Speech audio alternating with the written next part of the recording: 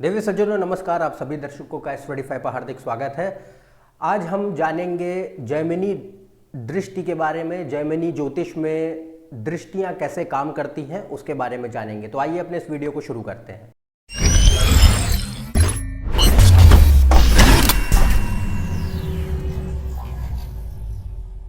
तो आज हम लोग जान रहे हैं कि जैमिनी ज्योतिष में, जैमिनी पद्धति में जो दृष्टियां होती हैं वो कार्य कैसे करती हैं, उनकी जो प्रक्रिया है वो कैसी है।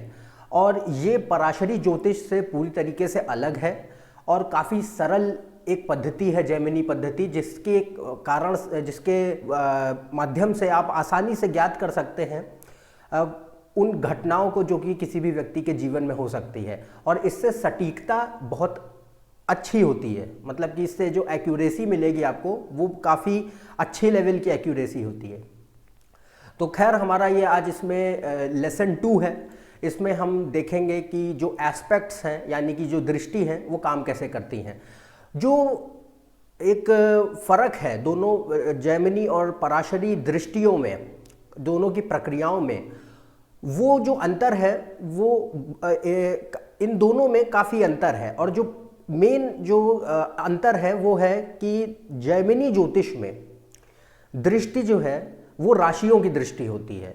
पराशरी ज्योतिष में जो कि अभी तक हमने जानी है और जो लोग आमतौर पर, जो लोग किसी भी किताबों में पढ़ते हैं या अन्य इंटरनेट पर देखते हैं अलग अलग साइट्स पे, वहाँ पर जो भी आप आर्टिकल्स पढ़ेंगे वो सारे के सारे पराशरी ज्योतिष के आर्टिकल्स होते हैं। तो यहाँ तक अभी तक हमने पराशरी ज्योतिष के बारे में बहुत वृहद चर्चा करी है, पर यहाँ इस लेसन 2 में हम ये देखेंगे कि जैमिनी ज्योतिष में दृष्टियाँ काम कैसे करती हैं। तो यहाँ पर जो दृष्टि है वो राशियों की दृष्टि है, पराशर में ग्रहों की दृष्टि होती है। जैसे मंगल चौथे, 7वें, 8वें भाव को देखता है, शनि तीसरे, 7वें, 10वें भाव को देखता है, राहु केतु 5वें, 7वें और 9वें भाव को देखते हैं, बृहस्पति 5वें, 7वें, 9वें भाव को देखता है। तो ये ग्रहों की दृष्टि है जो कि पराशरी ज्योतिष में बताई गई है कि ऐसे ग्रह दृष्टि देते हैं। पर जैमिनी ज्योतिष में इसका पूरा अलग है सिस्टम। वो क्या है कि यहाँ पर बोलते हैं कि ग्रह दृष्टि नहीं देता, सीधे तौर पर ग्रह की दृष्टि नहीं होती, इनडायरेक्ट रूप में ग्रह की दृष्टि होगी। यानी कि पूरे सीधे तरीके से दृष्टि कभी ग्रह नहीं देगा, इनडायरेक्ट लेवल पे देगा। और मेन जो दृष्टि होती है, पूर्ण रूप से जो दृष्टि देता है, वो राशियां होती हैं जो आपस में एक दूसरे को देख रही होती हैं, ना कि ग्रह क्योंकि राशियों में बैठे होते हैं, इस वजह से वो एक दूसरे को प्रभावित करते हैं। तो इस लेसन में हम इसको एक उदाहरण के माध्यम से समझेंगे और मुझे लगता है उससे आप आसानी से समझ सकेंगे कि कैसे दृष्टियां काम करती हैं। दृष्टि का काम करने से पहले, उसकी प्रक्रिया जानने से पहले हम ये जान लेते हैं कि राशियां कौन कौन से प्रकार की राशियां हैं। 3 प्रकार की राशियां होती हैं, यानी कि 3 समूह है राशि के। पहला है चर राशियां, चर राशि। दूसरी है स्थिर राशि। तीसरी है द्विस्वभाव राशि। तो चर राशि क्या होती हैं? चर राशि वो राशियां हैं जो कि केंद्र राशियां हैं, यानी कि जो लग्न में यानी कि जो मेष लग्न होता है वो एक नेचुरल कुंडली है। अगर हम साधारण रूप से कुंडली को देखते हैं तो वो मेष लग्न की कुंडली होती है। तो नेचुरल जो हॉरोस्कोप है वो मेष लग्न की होती है। तो मेष लग्न में जो केंद्र भाव के जो राशियां हैं वो कौन सी हैं? मेष, कर्क, तुला और मकर। तो ये जो 4 राशि हैं ये चर राशियां हैं। इनको इंग्लिश में मूवेबल साइंस बोलते हैं, ठीक।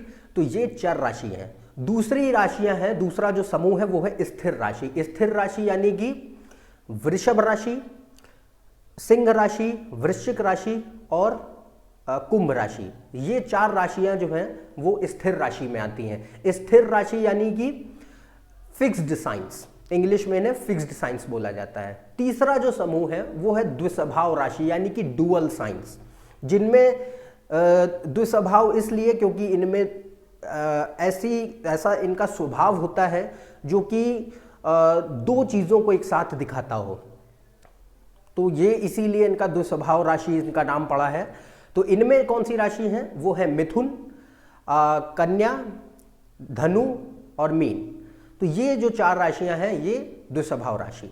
तो ये जो 3 समूह हैं इनको आपको ध्यान में रखना है, और अगर आपको नहीं मालूम है तो इन्हें आप याद कर लें कि ये जो है ये 3 समूह है राशियों के, चर, स्थिर और द्विस्वभाव। क्योंकि अब इन्हीं राशियों को हम देखेंगे कि ये एक दूसरे पर कैसे दृष्टि डालती हैं और कैसे इसमें जैमिनी ज्योतिष में इनका प्रभाव पड़ता है। तो आप अपने स्क्रीन पर इस वक्त देख सकते होंगे, मैं आपको इसको एक कुंडली की मदद से समझाऊंगा, जिसमें आपको ग्रह नहीं दिख रहे होंगे क्योंकि यहाँ हमें ग्रह की आवश्यकता नहीं है, क्योंकि ये राशियों की दृष्टि होती है, इसलिए हम राशि के द्वारा ये समझेंगे। जैसा कि आप देख सकते होंगे अपनी स्क्रीन पर, यहाँ पर मेष लग्न की कुंडली है, और मेष लग्न में यहाँ हमने जाना कि 3 समूह होते हैं, 3 प्रकार की राशियाँ होती हैं, चर, स्थिर और द्विस्वभाव। तो यहाँ पर पहला जो नियम है जैमिनी ज्योतिष में दृष्टि का, वो है कि जो भी चर राशियां होती हैं वो हमेशा दृष्टि डालती हैं स्थिर राशियों पर, और सिवाय उस राशि को छोड़कर जो कि उसके बिल्कुल बगल में है, उसके बिल्कुल नजदीक में है।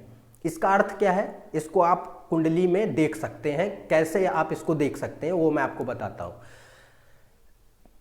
चर राशि, मान लीजिए यहां पर हम मेष राशि की बात करें तो मेष राशि एक चर राशि है, और नियम के अनुसार मेष राशि हर स्थिर राशि पर अपनी दृष्टि देगी, यानी कि दूसरे भाव पर, 5वें भाव पर, 8वें भाव पर और 11वें भाव पर, जो कि स्थिर राशियों के भाव हैं। इसके पश्चात जो नियम का एक एक्सक्लूजन पॉइंट हम कह सकते हैं, जो कि यहाँ पर बोला गया है कि जो भी बिल्कुल नज़दीक की राशि है, स्थिर राशि जो भी बिल्कुल नज़दीक की राशि है, उसको छोड़कर बाकी सब जगह वो दृष्टि देगी। तो मेष राशि की बिल्कुल नज़दीक की राशि यहाँ पर कौन सी है जो कि स्थिर है, वो है वृषभ राशि, जो दूसरे भाव में है। तो यहाँ पर वृषभ राशि को छोड़कर मेष राशि हर स्थिर राशि को देखेगी, क्योंकि वृषभ राशि उसके बिल्कुल बगल में है, बिल्कुल नजदीक है, इसलिए उसे वो नहीं देखेगी, दृष्टि नहीं डालेगी। बाकी अन्य जितनी भी स्थिर राशियां हैं उसके ऊपर उनकी दृष्टि होगी। तो इसीलिए मेष राशि यहां पर दृष्टि देगी 5वें भाव पर यानी सिंह राशि पर, 8वें भाव पर यानी कि वृश्चिक राशि पर, और 11वें भाव पर यानी कि कुंभ राशि पर।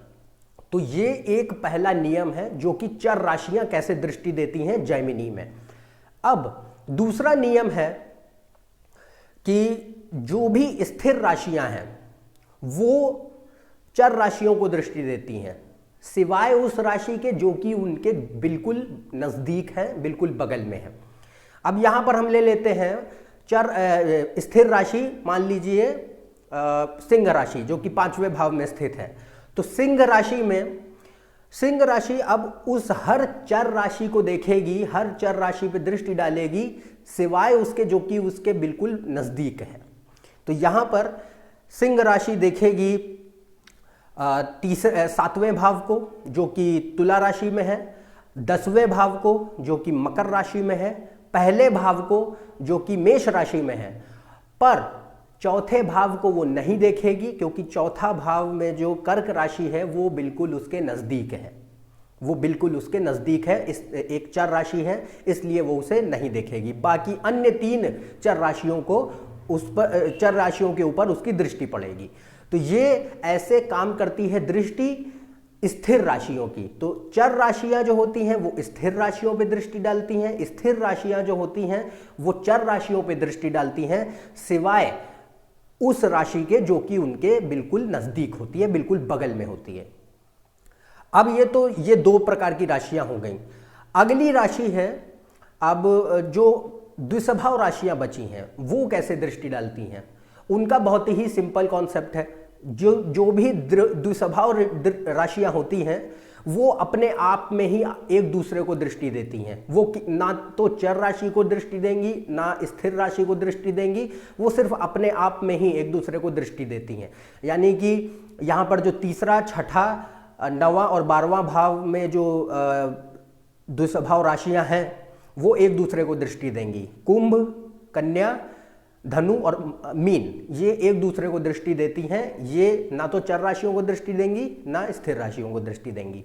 तो ऐसे यहाँ पर काम करती हैं जैमिनी में दृष्टियाँ। अब अगर हम ग्रहों की बात करें, जैसा कि मैं आपको बता रहा था, ग्रहों की बात करें तो ग्रहों की दृष्टियां कभी भी सीधे तौर पर जैमिनी में नहीं देखी जाती, क्योंकि जैमिनी में ग्रहों की दृष्टियां नहीं होती हैं, वो राशियों की दृष्टियां हैं। पर इनडायरेक्ट रूप से ग्रह एक दूसरे को देखते हैं, क्योंकि ग्रह इन्हीं राशियों में स्थित होंगे, किसी न किसी राशि में तो ग्रह स्थित होते ही हैं। तो वो उन राशियों की मदद से जो एक दूसरे को राशियां देख रही हैं, दृष्टि डाल रही हैं, उन्हीं की वजह से ग्रह भी एक दूसरे को दृष्टि डालेंगे। यहां कैसे होता है पराशरी ज्योतिष में, आप यहां पर समझें। पराशरी ज्योतिष में क्या होता है कि मान लीजिए मंगल की दृष्टि है, मंगल चौथे, सातवें और आठवें भाव पर दृष्टि डालता है। मेष लग्न की कुंडली है, मंगल चौथे, सातवें, आठवें भाव पर पराशरी अगर ज्योतिष लें तो इन पर दृष्टि डाल रहा है। पर अन्य कोई ग्रह जो कि इन्हीं राशियों में स्थित हो, वो मंगल पे दृष्टि नहीं डालेगा राशि के अनुसार।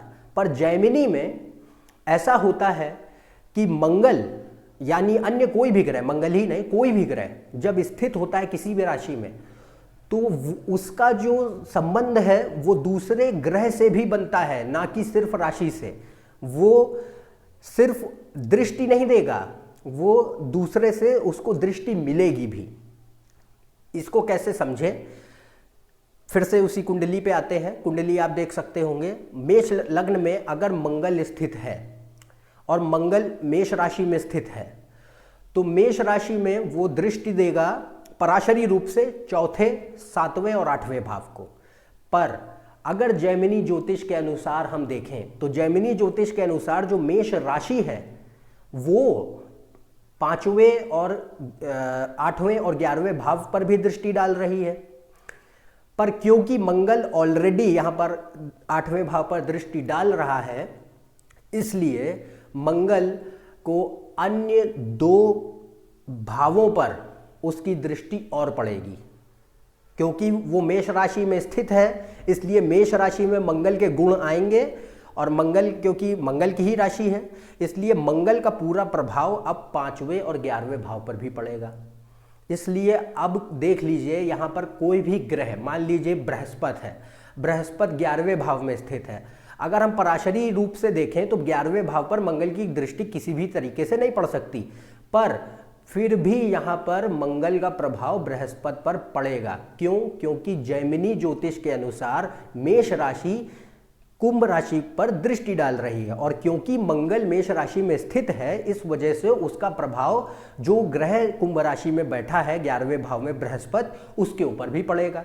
इसलिए ये यहाँ पर पराशरी और जैमिनी ज्योतिष की जो दृष्टियां हैं, अगर आप दोनों को सम्मिलित करके देखेंगे तो आपको एक ग्रह की 2 और दृष्टियां मिल जाएंगी। इस केस में मंगल पहले 3 भावों पर दृष्टि डाल रहा था, पराशरी रूप से देखें तो 3 भावों पर मंगल की दृष्टि थी, चौथे, सातवें और 8वें पर जैमिनी को भी अगर हम जोड़ दें तो 2 भाव उसे और मिल गए अपने दृष्टि डालने के लिए, 5वां और 11वां भाव।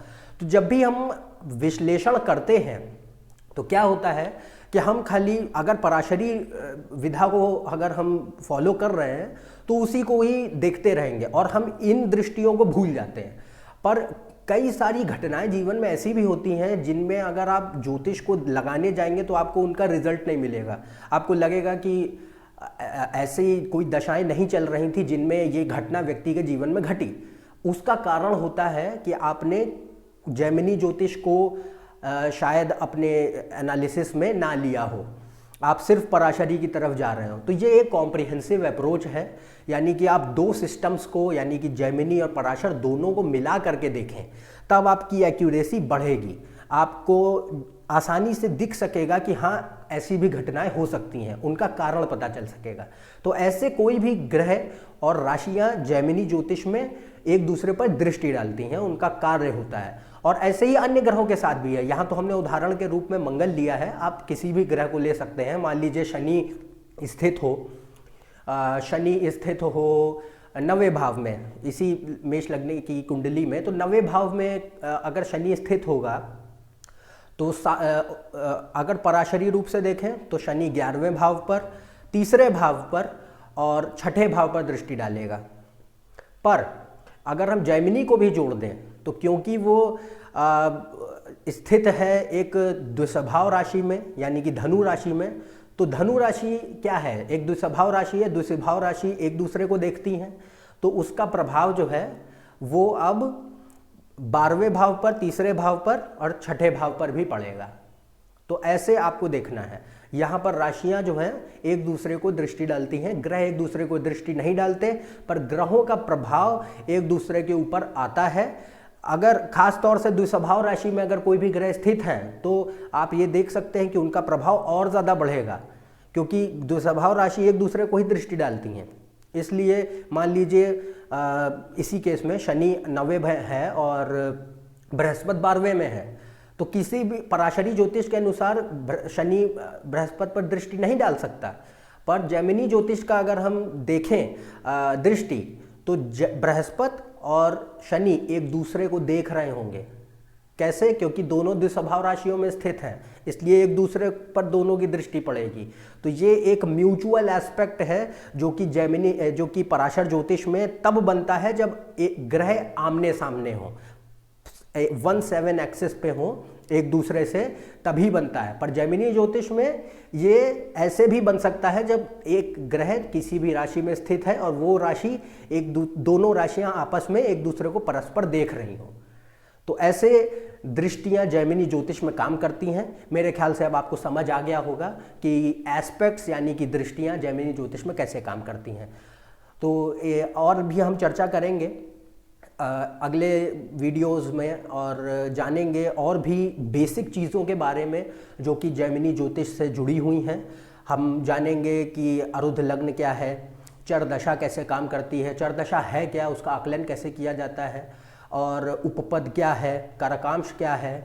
तो ये कई सारे टॉपिक्स हैं जिनके बारे में विषय हैं जिनको हम जानेंगे। तो यदि आप इस चैनल पर नए हैं, नीचे दिए हुए सब्सक्राइब बटन पर सब्सक्राइब करें।